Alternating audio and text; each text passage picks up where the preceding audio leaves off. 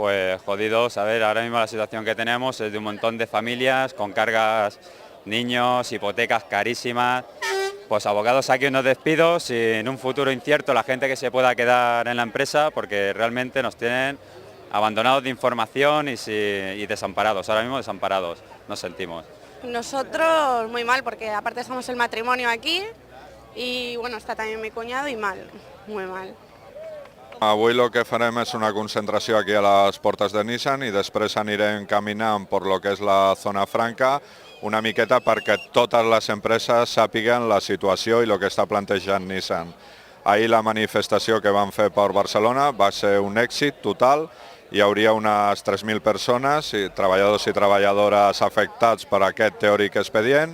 I bueno, de moment no tenim cap reunió a la direcció de l'empresa, demostra una vegada més la poca ètica que està tenint amb els seus treballadors.